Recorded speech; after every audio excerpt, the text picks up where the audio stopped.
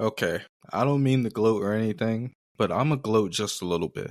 I've been on the front line of Uruha Copers since chapter 60 when his status was thrown into limbo by Shiba. That's 21 weeks, give or take, in the Uruha is alive trenches. I even called it last week in my review of Kagurabachi 80, which you can read on weekendweaves.com, that Hakuri would run into Uruha. Samura is just not a villain at this point. This man has completely exonerated himself from all crimes. He hasn't killed even one person who didn't deserve it. He didn't commit war crimes. The worst thing you could say he's done is just be a terrible father. And that's so common in the manga world. Just add him to the list. You can't cancel him for that. You can't cancel a manga dad for being a bad dad. Now, what I really want to know is two very important things. Why are the Kamunabi keeping Uruha's status secret from Chihiro and Shiba? Why is Samura keeping Uruha's status secret from Chihiro? I completely understood Samura's logic for his whole grand plan up until a certain point. So his plan was to kill Uruha, sever his blade contract, then resurrect him because Uruha isn't a war criminal. Since he technically killed him, killed air quotes, he's still upholding his contract with Yura. Okay, that's pretty smart. He does the same thing to Chihiro and attempts to take N10 from him, so he would take Chihiro off the table, but Shiba, grabbed him up, so that wasn't an option. He foiled that plan. Then he puts an advanced enchanted blade UAV out there. A UAV, enchanted blade blackbird, if you will. Then he searches for the other two remaining wielders to, I assume, kill, then resurrect them. Okay, not a bad plan. If everything went according to plan. Samura would have released the remaining wielders, freeing up the enchanted blades, fought the Kamunabi, killed the Swordmaster, and then killed the Hishaku? Well, how would that work? Because if the Swordmaster dies, then Samura would die. And he would be the only one to die because he killed and resurrected the other wielders. I guess that would be an all-out bet that the Hishaku immediately all grab up the enchanted blades and start using them. So then once he kills the Swordmaster, that would immediately eliminate everyone who has an enchanted blade contract. But that's a big bet. That's Wall Street bets level. Super big bet, especially because Yura knows exactly how the blades work and that anchoring contract with the Swordmaster, he's keeping them all alive. So I'm sure Yura is taking that into account, that if Samura kills the Swordmaster and they take up the blades before he kills the Swordmaster, then they would all die. Even though Yura already let Hirohiko take up Kumiyori, which is pretty risky because he still has to kill the Swordmaster at some point. Maybe he's just willing to let Hirohiko die. I don't know. I have to think a little harder on that one, but that's pretty interesting thinking from both Samura and Yura. Both are making really huge bets.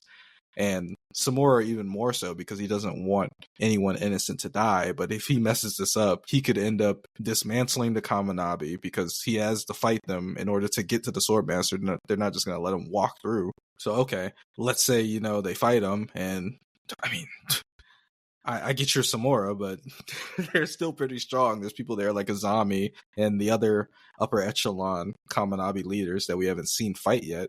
They're not just going to fight. They're not just going to give up, just lay their swords down or whatever, so to speak. So let's say, okay, you dismantled the Kamunabi, you kill the Swordmaster, and yeah, I mean, you're just betting that all the Hishaku, or most of the Hishaku, including Yura, have taken up an enchanted blade. But Yura wants the Shinuchi, so are you trying to bet that... See, it doesn't work. It doesn't work. Because only the Swordmaster has a contract with the Shinuchi. So no matter what, even if your plan is to let them take up the blades and then kill the Swordmaster so you can kill as many as you can, no matter what, you're not going to kill Yura because Yura isn't going to be able to have a contract with the Shinuchi until the Swordmaster dies. And if the Swordmaster dies, Samura dies. So you see, no matter what, Samura is more worried about the Swordmaster than he is about the Shinuchi. And I think that's an issue, but we're going to move on from that. So yeah, Samura won't tell Chihiro what's going on. And I feel like that line of communication would help him so much. I get that he doesn't want to involve any other good people and the next generation is important to him, but like, come on, man. The Kamunabi knows Uruha is alive. What's the point of Chihiro not knowing? No matter what, Chihiro is going to seek revenge, and you don't have the heart to actually kill him, obviously. So why not just get him off your back? He's really not going to kill him now that he saved his daughter. Like, you're not going to kill him now. It's like, I don't know. I don't get that one. You may as well just tell him what's going on and work with him, because you obviously don't have a plan for when the Swordmaster is actually dead. I don't know. That's just weird. The Kamunabi not telling Chihiro actually makes sense to me. Why they wouldn't tell Chihiro that Uruha's alive, because if you think about it, they want to keep Chihiro motivated to chase Samura because he's their only current offensive option against him. So that actually makes sense. Like, they're using Chihiro as an expendable offensive asset. Meanwhile, Hakuri's importance to both sides' success continues to increase. I'd say that Hakuri should teleport Kumiori for Uruha, but Hirohiko's still alive, so Kumiori is useless. Literally,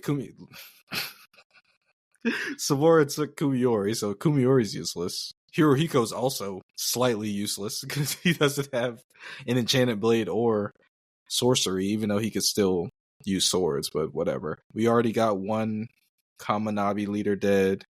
R.I.P. Mr. Kudo. It was short-lived, but I enjoyed you. He kind of just, I kind of wish we would have got more info on him. He kind of just looked like a hedgehog. Like, he was like, I understand a short person, but I don't think that's what Mr. Kudo was. Like, he was walking so close to the ground, and he just has all this piney hair, and he just looks like a little hedgehog or something. Like, I don't know. That's not what I was expecting from him from when he was sitting in the seat. I didn't expect him to be literally like 1 foot tall. Like, I don't even know. Like, he's like the size of like a small dog. I don't get that one. Maybe we'll get more info on him later. I'm predicting for the future, not necessarily next chapter. I'm predicting that Azami will fight with Mario, Samurai, Hishaku. Their fight, I'm predicting, will largely take place off screen. I think either Akudo or Kazune will show up soon, and I could see one of them being traitors. Kagurabachi 82, I think, will cut back to Samura and Chihiro. I think Chihiro will lose to Samura, but Samura will respect his resolve and they'll join forces. I'm still not sure if Samura will actually clue Chihiro in on what his actual plan is, but we shall see. That's my quick 2 cents on Uruha's return and the impact it's had on the story so far. Peace out.